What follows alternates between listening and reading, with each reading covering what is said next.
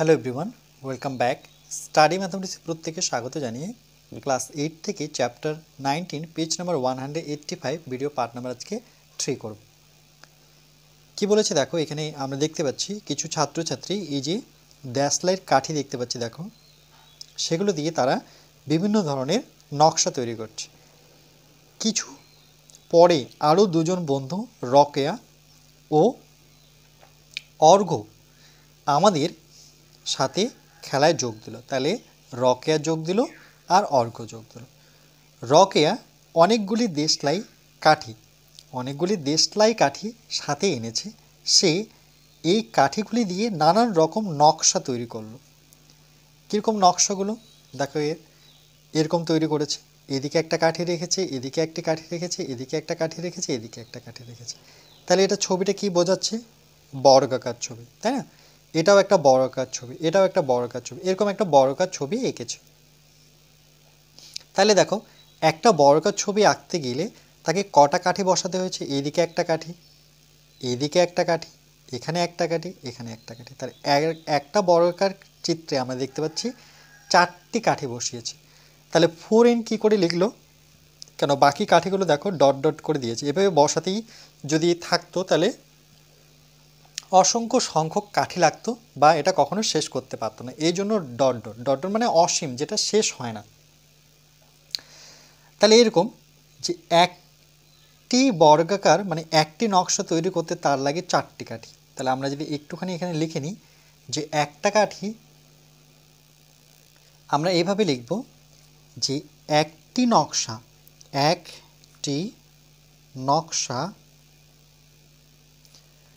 তৈরি করতে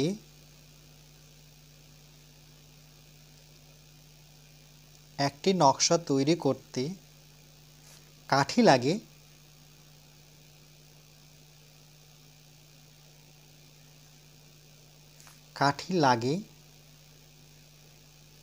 কটি কাঠি? দেখো 1 2 3 4, 4টি কাঠি। একটি নকশা তৈরি করতে কাঠি লাগে 4টি। তাহলে এরকম জানি না, যেহেতু এটা জানি না তাহলে এটাকে আমরা n ধরব। তাহলে nটি কাঠি, এটা যেহেতু অজানা একটি, চলো জানি না সে কত n, তাহলে সবসময় মনে রাখবো nটা কিন্তু বড় হবে। যদি বড় হয় তাহলে বেশি বোঝায়। তাহলে 4-এর সাথে nটা কী হয়ে যাবে? গুণ হয়ে যাবে 4n। এই জন্যই লিখেছে দেখো, এরকম n সংখ্যক নকশা কাঠি লাগবে কতটি? 4nটি। এই রকম n সংখ্যক, যেহেতু জানি না ডট ডট ডট, n সংখ্যক যখন কাঠি লাগবে তখন কিন্তু 4n হবে। 4 কোথার থেকে? যেহেতু একটা নকশা তৈরি করতে তার 4টা কাঠির প্রয়োজন হচ্ছে। যদি 80টি দেশলাই কাঠি লাগে তবে বর্গক্ষেত্রের সংখ্যা কটি? এই যে এগুলো প্রত্যেকটা কিন্তু একটা বর্গক্ষেত্র যার দৈর্ঘ্য প্রস্থ সমান। 80টি দেশলাই কাঠি লাগে। ওকে, কটি লাগে? 80টি। তাহলে এখানে যে সমীকরণটা হবে, সমীকরণটা কীরকম হবে? সমীকরণটা এই যে এখানে লিখে দিয়েছে, 4n ইকুয়াল টু কি? 80। তাহলে আমরা এভাবে লিখব যে সুতরাং সমীকরণটি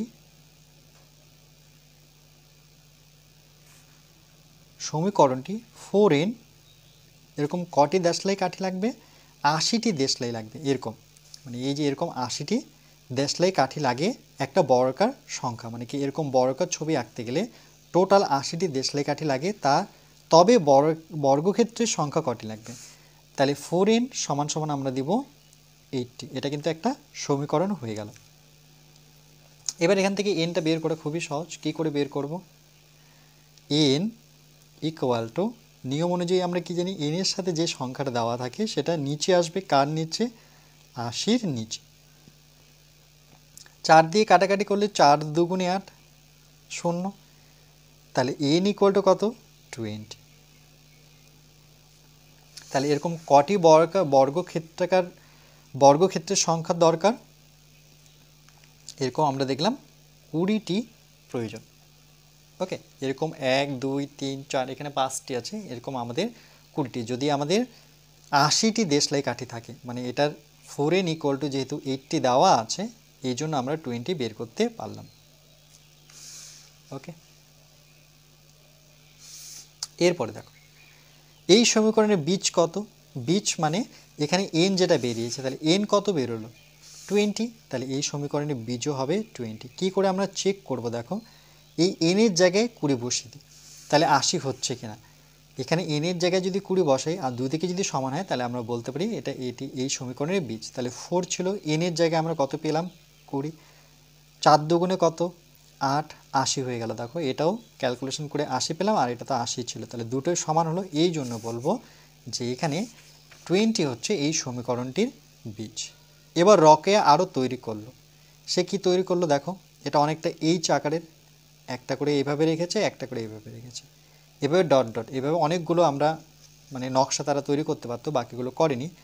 এইরকম এন সংখ্যক এইচ, দেখো এখানে লিখে, এইচ তৈরি করতে মোট কাঠি লাগবে। তাহলে মোট কটি কাঠি লাগবে? পরের নকশাটা দেখো, এখানে দেখতে পাচ্ছি যে আমরা এইচ আকারে আসছে। এই যে দেখো এটা একটা এইচ, এখানেও একটা এইচ, এখানেও একটা এইচ, দেখো এইচের মতো করে।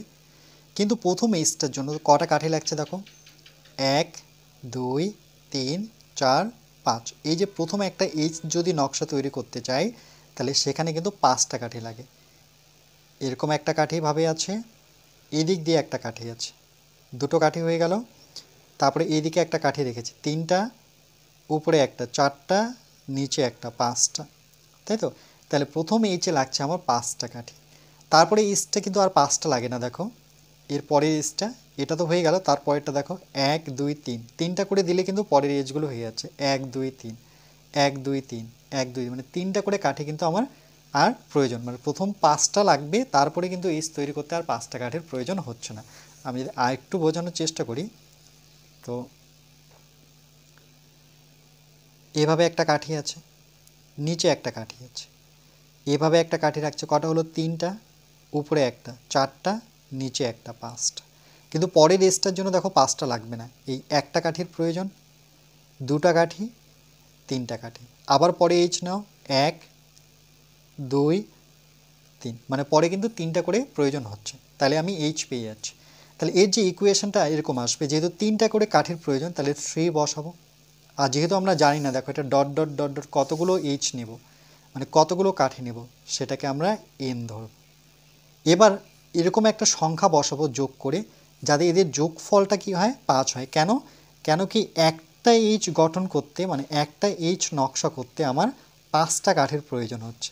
একটা এইচ করতে, মানে এখানে লিখতে পারি যে একটি এইচ নকশা তৈরি করতে কাঠির প্রয়োজন, কাঠি লাগে 5টি। ওকে, একটি এইচ তৈরি করতে, মানে প্রথমটি, মানে একটি এইচ তৈরি করতে 5টি কাঠির প্রয়োজন। তাহলে আমাকে যোগফল করে 5-এ আসতে হবে। তাহলে এনের জায়গায় যদি 1 বসে, দেখো 1 বসাও, তাহলে 3 অক্ষ 3, তাহলে কত প্রয়োজন? 2। কি করে হিসেব করলাম? দেখো 3 ইন্টু এন, আমি +2 নিতে যাচ্ছি, তাহলে 5 হবে কি? এনের জায়গায় যদি 1 বসাই তাহলে 3 অক্ষ 3, 3 2 5, তার মানে এখানে 2 বসাতে হবে।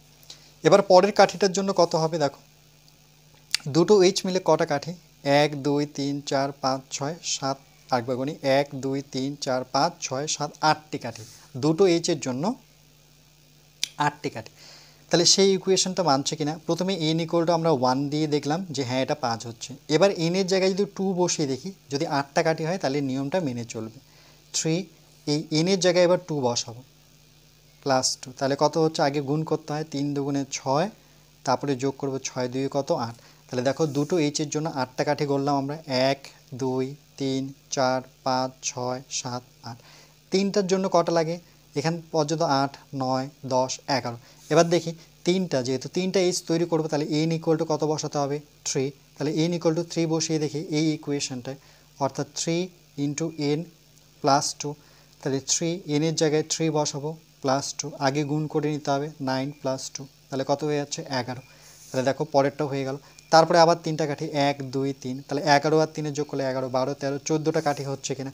তাহলে 4 নাম্বার, অর্থাৎ 4টা এইচের জন্য আমরা এন ইকুয়াল টু 4 নেব।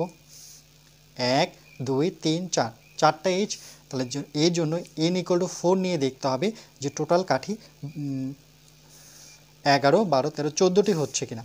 তাহলে ইকুয়েশন তো আমার ওটাই, 3 ইন্টু এন +2, তাহলে 3 ইন্টু এনের জায়গায় 4 বসাবো +2, তাহলে 3 4 কত 12, 12-র সাথে 2 যোগ করলে দেখো 14। এভাবে কিন্তু আমরা পেতেই থাকবো। তারপরে যদি 3টা হিসেব করি তাহলে 14 হলো, 15, 16, 17, পরেরটা দেখি 17 হচ্ছে কিনা। তাহলে n = 5, কেন 5 দেবো, কেন কি এখন আমাদের 5টা এজ, 1 2 3 4 5টা এজ, তাহলে n = 5। তাহলে ইকুয়েশন তো আমার ওটাই 3n - 2 +2, তাহলে 3 এর জায়গায় আমরা কত বসাবো 5 +2, আগে গুণ করে নিতে হবে, 3 5 কত 15 +2, তাহলে 15 2 কত হচ্ছে 17। দেখো তাহলে কিন্তু নিয়মটা মেনে চলছে। তাহলে এইরকম n সংখ্যক এজ তৈরি করতে মোট কাঠি লাগবে, এখানে কি বসাবো আমরা 3 বসাবো, কেন 3, কেন কি 3টা করে যোগ করতে হয়, 1 2 3 1 2 3 1 2, মানে প্রথমে শুধু 5টা কাঠি লাগে, তারপরে কিন্তু আর এজ তৈরি করার জন্য 5টা কাঠির প্রয়োজন হয় না, সেক্ষেত্রে আমার 3টা কাঠির প্রয়োজন হয়। তাহলে 35টি দেশলাই কাঠি দিয়ে এরকম কতগুলি এইচ তৈরি করেছে সমীকরণ গঠন করে সমীকরণের বীজ নির্ণয় করি। আচ্ছা, এখান থেকে একটা কোশ্চেন, তাহলে এটার মতো করে হিসেব বের করবো। যেমন এখানে আমরা পেলাম 4n, তারপরে বলছে যদি 80টি দেশলাই কাঠি লাগে তবে কতটি, মানে কটি বর্গাকার আমাদের বর্গক্ষেত্রের সংখ্যা কটি হবে। তাহলে ঠিক একইভাবে এটার মতো করে ভাববো যে 35টি দেশলাই কাঠি লাগে, তাহলে আমরা এটার সাথে 35টাকে কি করব, সমান করব, যেহেতু এটাও কাঠির সংখ্যা আর এটা হচ্ছে কাঠির সংখ্যা, দিয়ে দিয়েছে 35টি। তাহলে আমরা লিখব সমীকরণ, যেহেতু সমীকরণটা লিখতে বলেছে তাহলে আমরা লিখব সমীকরণ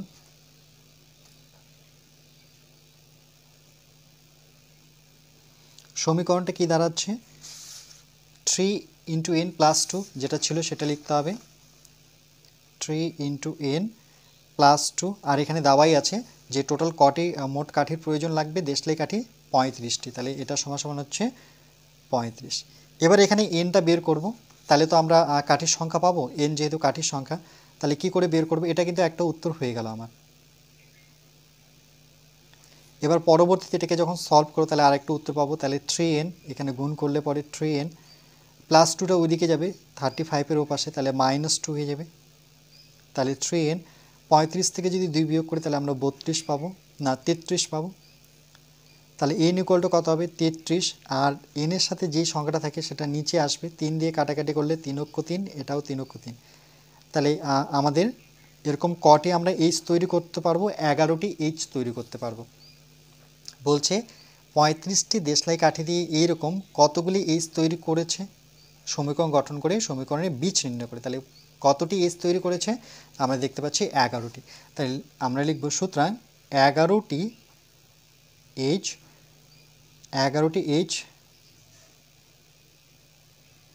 তৈরি করতে পারবে। ওকে, এটা আমি একটু শর্টভাবে উত্তরটা লিখলাম যে এরকম 11টি এইচ তৈরি করতে পারবে। এবার বলছে সমীকরণের বীজ, তাহলে আমরা কি লিখব, যে সমীকরণের বীজ কত, যেটা বেরিয়েছে অর্থাৎ 11, তাহলে লিখব সুতরাং সমীকরণটির বীজ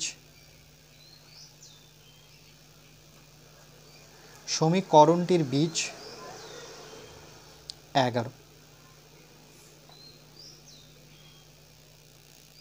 11 ঠিক আছে কিনা সেটা আমরা এখানে একটু বসিয়ে দেখতে পারি, যে দুইজন এখানে যদি 11 এনের জায়গায় যদি 11 বসাই তাহলে এদের গুণ করে যোগ করে 35 হচ্ছে কিনা। তাহলে এখানে একটু রাফ করে নিই, যে 3 ছিল এনের জায়গায় 11 বসিয়ে দিই +2, তাহলে 3 11 কত 33 +2, 33 আর 2 যোগ করলে কত 35। তাহলে হ্যাঁ, এখানে হবে সমীকরণটির বীজ হবে কত 11।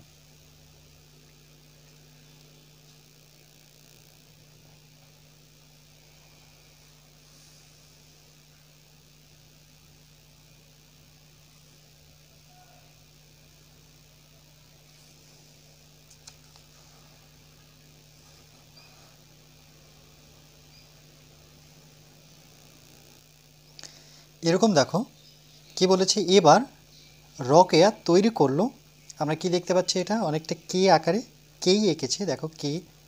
তাহলে একটি কে আঁকতে কটা কাঠি প্রয়োজন, 1 2 3 4, আবার নতুন করে এখানে এসেছে দেখো 1 2 3 4, 1 2 3 4, মানে প্রত্যেকটি কেতে 4টি করে কাঠি প্রয়োজন হচ্ছে। তাহলে এরকম n সংখ্যক কাঠি তৈরি করতে কটি প্রয়োজন হবে সেটা আমাদের বের করতে হবে। পেজ নাম্বার 186 দেখো লিখেছে এই রকম n সংখ্যক কে তৈরি করতে মোট কাঠি লাগবে কটি। তাহলে এরকম মোট কাঠি লাগবে কিন্তু আমাদের 4NT। কী করে দেখো 4NT আসবে? তাহলে আমরা এইভাবে লিখব যে একটি কাঠি তৈরি করতে লাগে একটি কে তৈরি করতে লাগে 4টি কাঠি। একটি কে তৈরি করতে কাঠি লাগে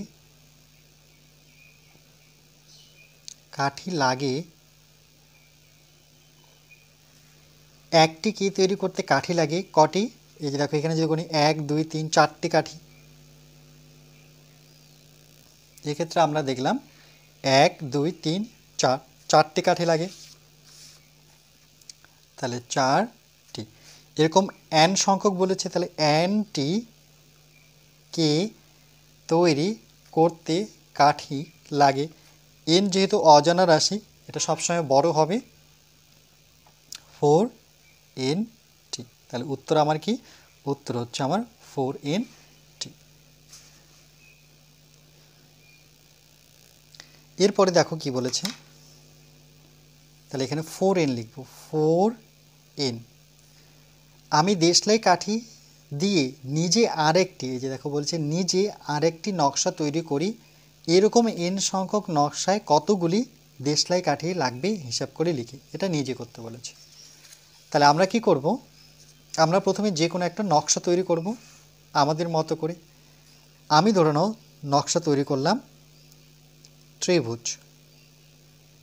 এটা একটা ত্রিভুজ, কটা কাঠি লাগলো? 1 2 3। এরকম পাশে আরেকটা ত্রিভুজ গঠন করতে পারি